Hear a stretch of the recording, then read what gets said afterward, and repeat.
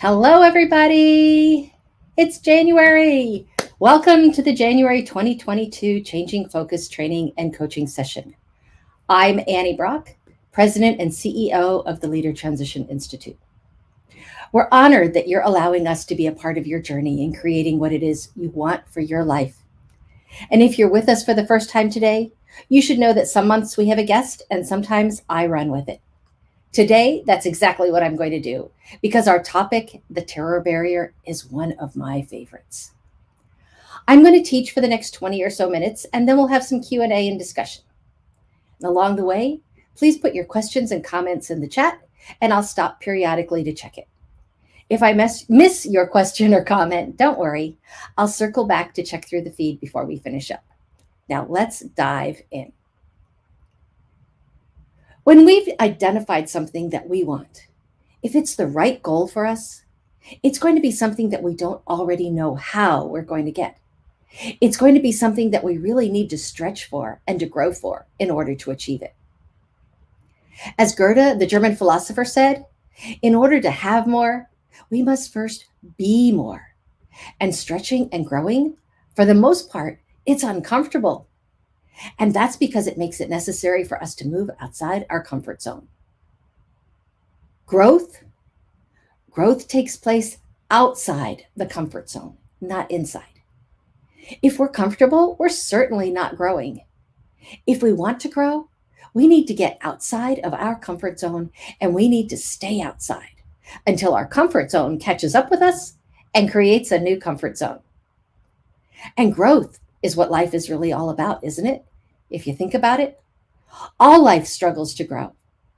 The tree doesn't get to be a certain size and then say, yeah, that'll do. I think that's about right. I'll stay here. Although I did hear someone say that if the giant redwood had the mind of a human, they'd only grow to be 10 feet tall. But trees don't do that, do they?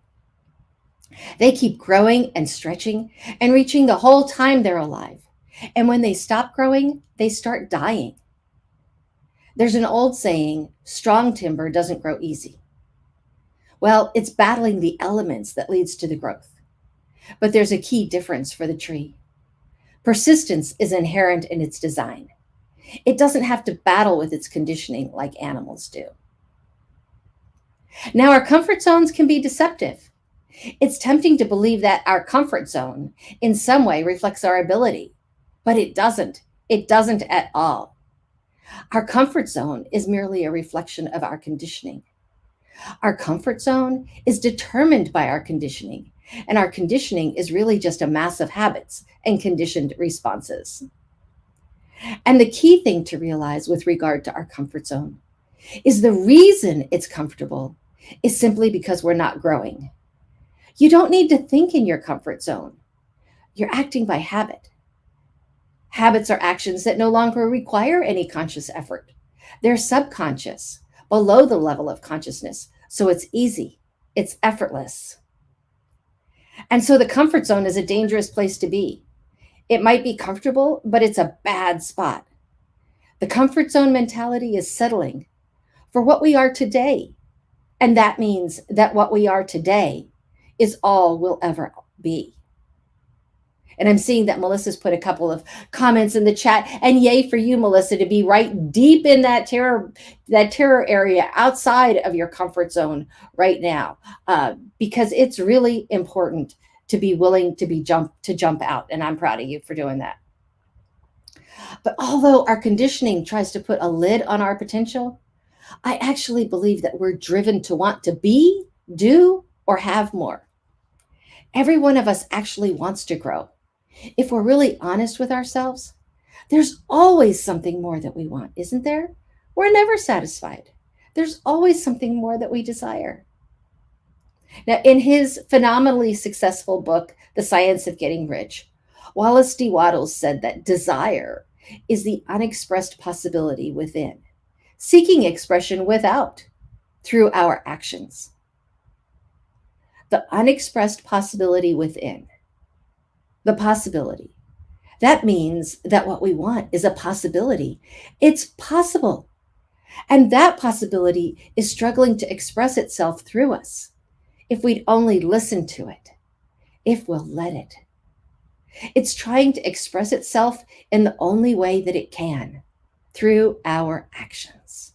Good morning, Peter Stebbing in Hawaii. It's good to have you on today. Think about a young child that is learning to walk. They struggle at the beginning. Where does their desire come from? This obsessive desire to go through untold failures, pain, frustration, until they finally get what they want. And it's not just walking, it's painting, talking, running, feeding themselves. And I'm really excited because I'm going to get to see that coming up in the next few years. I found out over Christmas that I'm going to be a grandma this year. Yay!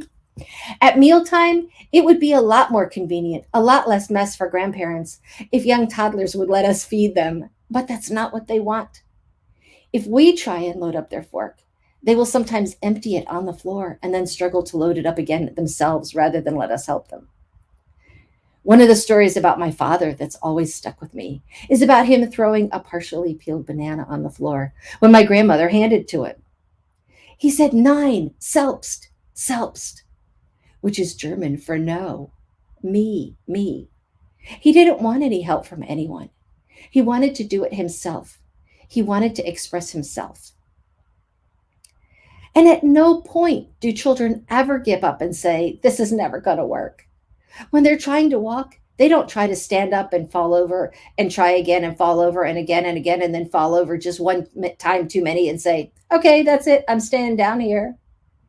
You guys are walkers. I know that, but me, I'm going to crawl." Kids don't say that, do they?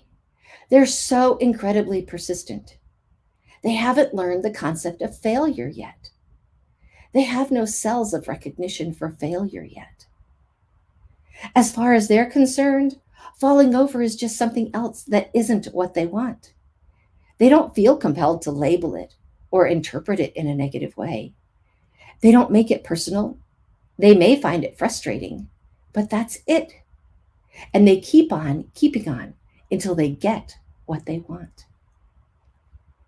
Those of you who are parents will probably relate to this, but children just don't understand no, do they? The wonderful thing is they back up their ideas with action.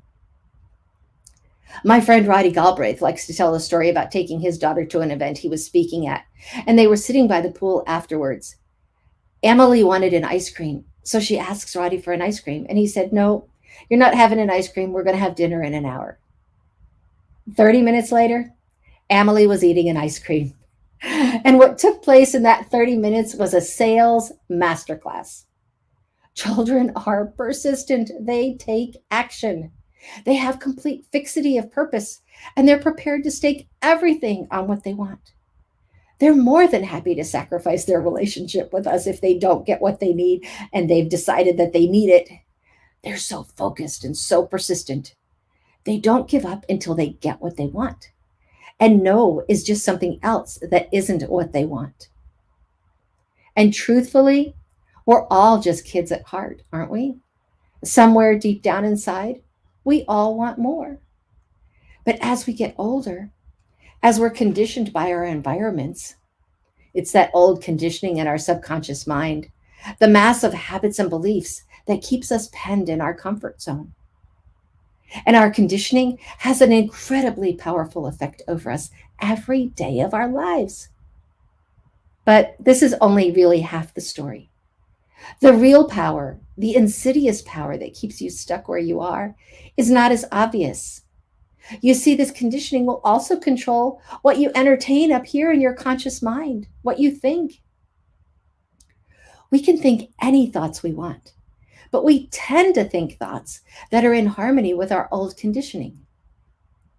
Our conscious mind, it can accept or reject any idea.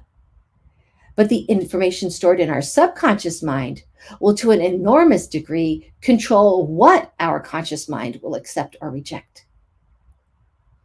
Do you think someone earning $50,000 a year thinks the same thoughts as someone earning $50,000 a month? No. But can they think the same thoughts? Of course they can. But if they think those thoughts, what do? Reject them and say that it won't work, that they can't do it, because it's not in harmony with their current results. The vital bit they don't realize is that it's their old conditioning that's causing them to reject the idea. Our reasoning ability, our logic, is actually conditioned. Just think about that for a moment. Our ability to reason, to be objective, is also conditioned.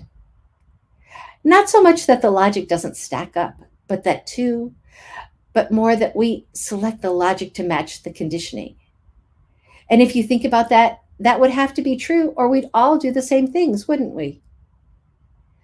So when we're in our comfort zone, we experience comfortable thoughts, influenced by our comfortable conditioning, which leads to comfortable actions, which leads to the same results. And that comfortable conditioning generally limits our thoughts to those comfortable thoughts. Sure, we can think new thoughts, but we tend to stick with the comfortable and familiar.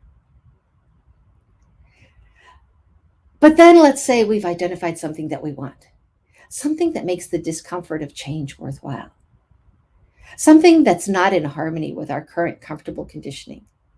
So let's call this new urge or desire a new goal, a new idea. Now, just outside the comfort zone is the terror barrier. And the terror barrier is the point where we're subject to a flow of negative, unhealthy emotions that we experience in that instant. That great feeling of dread and feeling of uncertainty that we're doomed. And it happens in an instant when we think of doing something that we're scared of doing, even if we want to do it.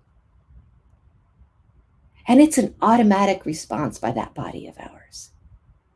Even if we think it's safe intellectually, our body experiences this terrible feeling that convinces us the last thing in the world we want to do is do it.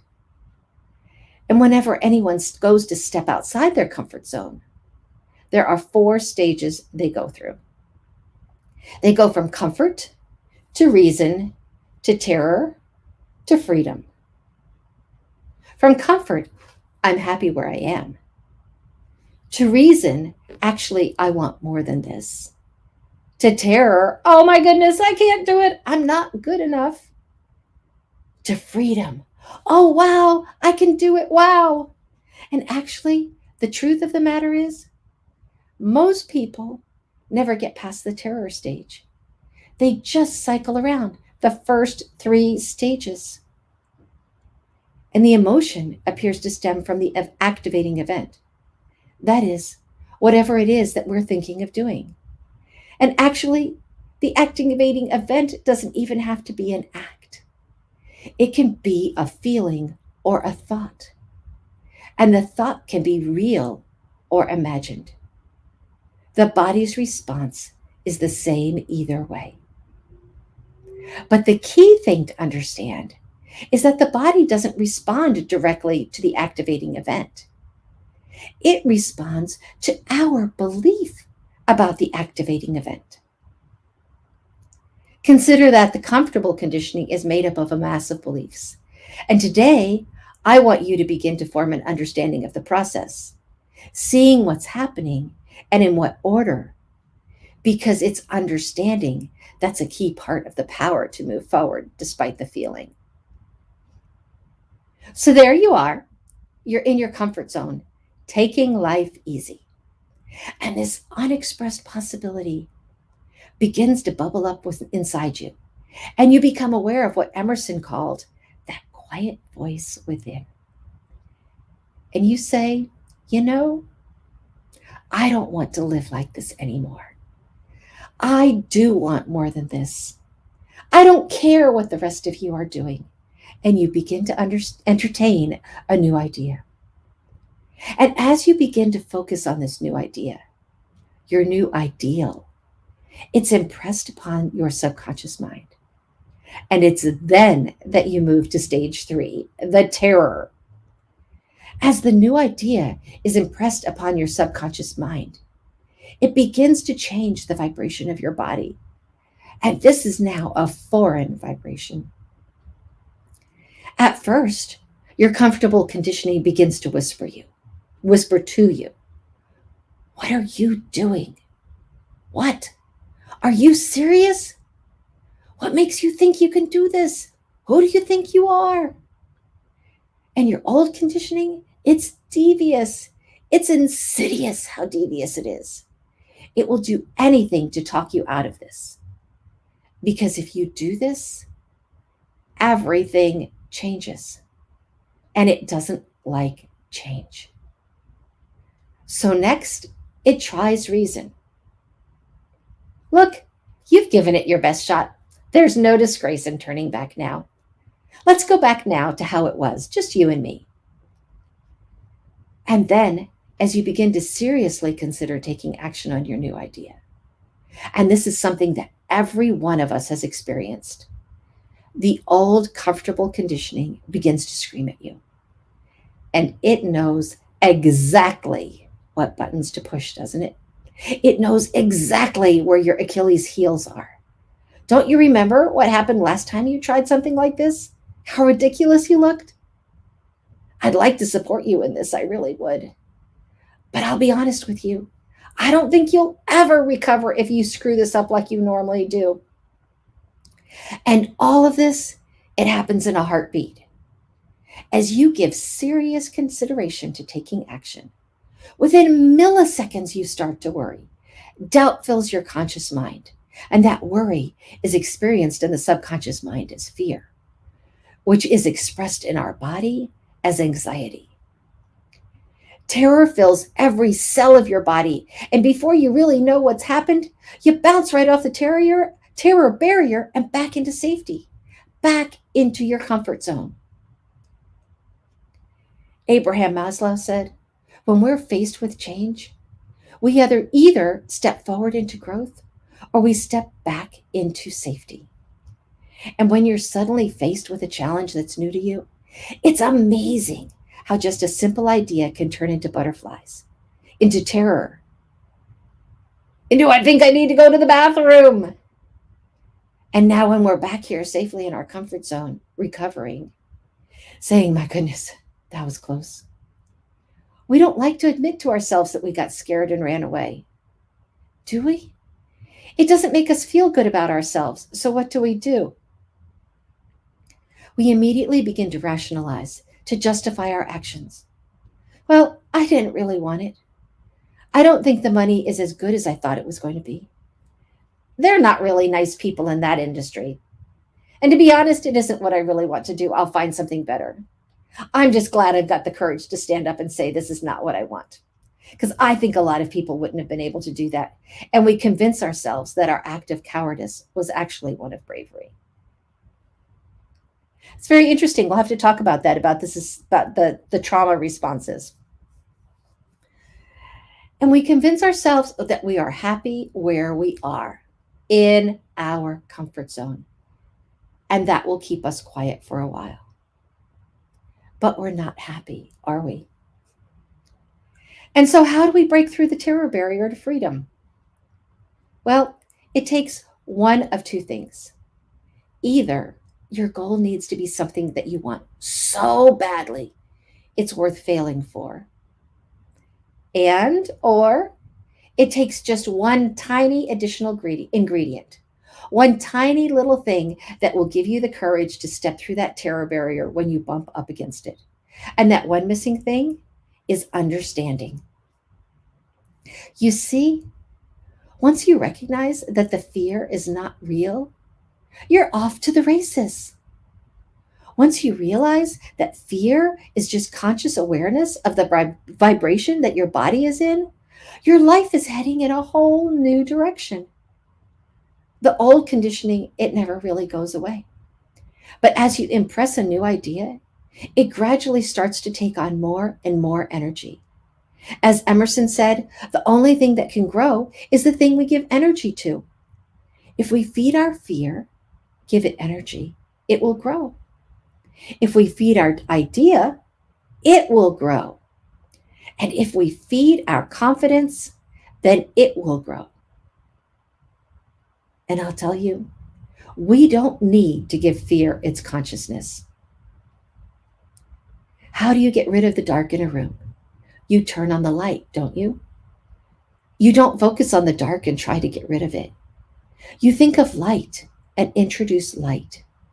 The light displaces the dark. Well, so too, your confidence will displace the crippling fear. And it's still going to be scary to some degree on an emotional level, but it's manageable.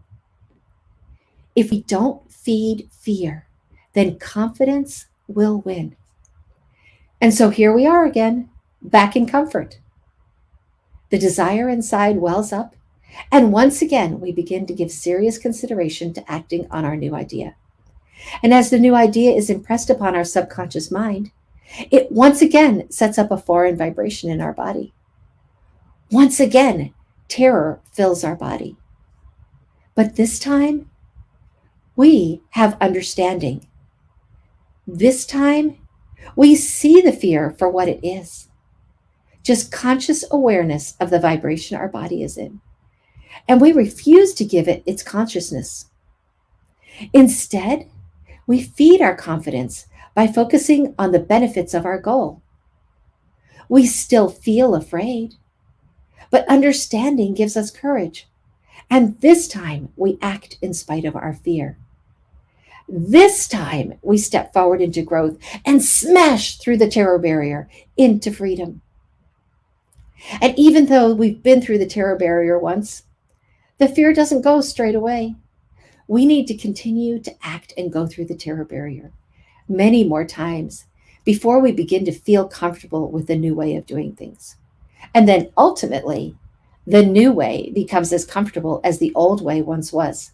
And this is now your new comfort zone. As Thoreau said, if we will move confidently in the direction of our dream and endeavor to live the life we have imagined, we will meet with success in common hours. Goethe said, "Are you in earnest? Then seize this very day what you can do or only dream you can do. Boldness has power and genius locked up in it. Only engage and the mind will grow heated. Begin and the task will be completed." Understanding leads to courage. And that's what we need to change our whole lives. Courage. Courage to risk and an expectation to win. With, of course, a measure of persistence. So thanks for being on with me. I've seen a couple of you put some comments in the chat, and I am going to respond to them with some words right now. I've responded with typed words. I've been responded with some verbal words. So thank you for being on. I do want to say that if you have some questions, please put them in the chat now so that we can address them. We can talk and have a little conversation back and forth while I'm giving you a chance to do that. I want to remind you to register for the February session of Changing Focus, Moving from We to Me by Thursday, January 28th. And you can go right here to this link, leadertransitioninstitute.org, changing-focus-registration. I'll put it into the chat. Let's see.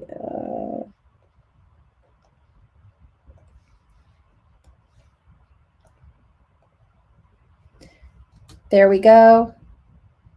Should be in the chat. Go there before Thursday evening at 9 p.m. so we can get you registered for Changing Focus, Moving from We to Me for the February or the March sessions. We're really excited to meet with our January cohort starting on Thursday evening. And I want to remind you that we are here every fourth Tuesday of the month at noon on Facebook, LinkedIn, YouTube, and Twitter, live streaming on all 4 channels with our coaching and training session. In February, we'll have an individual on from a representative from the Army and Air Force Mutual Aid Association, and you might have heard of them. They're commonly called AFMA, and we're going to talk about life insurance to give you a short spin up about the differences between basically whole life insurance and term life insurance. That's something that everybody, regardless of whether you are a single person or a married person, somebody who's just starting out their life, or somebody who's in the later parts of their life, you need to consider where you stand on that issue, whether you're properly prepared, whether you need it or not, because at some point in your life, you probably won't. We hope you shouldn't need life insurance, that you'll be self insured. So, again, thank you for being with me today. Look forward to seeing you again here on the fourth Tuesday of February. Bye bye. Have a great day.